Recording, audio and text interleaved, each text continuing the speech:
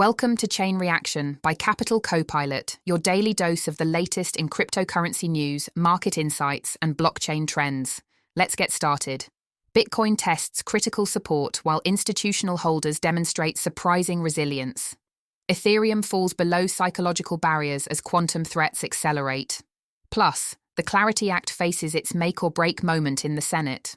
Bitcoin is trading at $66,478, down nearly 48% from its October 2025 all-time high of $127,000. Analysts identify $60,000 as the final line of defense. If support holds, recovery remains possible.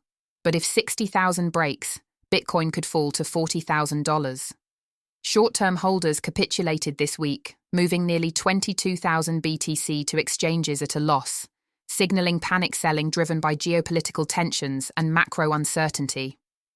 Despite the severe drawdown, institutional Bitcoin ETF holders have shown unexpected stability. Bloomberg analysts note only 6% of ETF assets exited during the decline. The US spot Bitcoin ETF complex holds $56 billion in cumulative net inflows, with BlackRock's IBIT leading at $63 billion. Ethereum dropped below $2,000 for the first time since early March, currently trading at $1,994. Coinbase research chief David Duong argues Ethereum is significantly mispriced, pointing to regulatory clarity after the SEC and CFTC classified ETH as a digital commodity, BlackRock's staked Ethereum ETF creating supply constraints, and an anticipated supply announcement at ETHCC starting Monday in Cannes. But Ethereum faces an entirely different challenge: quantum computing. Google announced a 2029 deadline for migrating authentication services to post-quantum cryptography.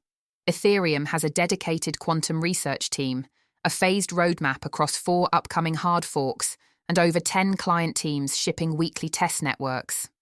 Bitcoin has no coordinated response, no roadmap, no multi-team program, and minimal developer buy-in. The Clarity Act now faces its critical moment. The Senate Banking Committee postponed its markup to allow more negotiation over stablecoin yield bans and DeFi developer protections. Senator Cynthia Lummis claims updated Title III provides the strongest protections yet for non-custodial developers, but legal analysts warn the bill could still misclassify them as money transmitters.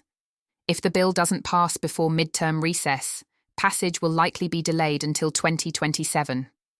Polymarket prices passage probability at 49%. Wall Street is moving aggressively into tokenization.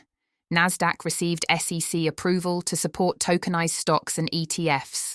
BMO partnered with CME Group and Google Cloud to launch tokenized cash for real-time payments. Morgan Stanley filed for a spot Bitcoin ETF with a 0.14% fee, the lowest in the US market. Meanwhile, the crypto winners from AI may not be AI coins at all. As AI agents gain autonomous spending capabilities, demand is surging for stablecoin infrastructure, programmable wallets, and identity verification systems. Visa, Stripe, and MasterCard already launched agentic commerce products. That's a wrap for today's edition of Chain Reaction by Capital Copilot. We hope you're feeling more informed and ready to navigate the cryptoverse. Until next time, keep your digital wallets ready.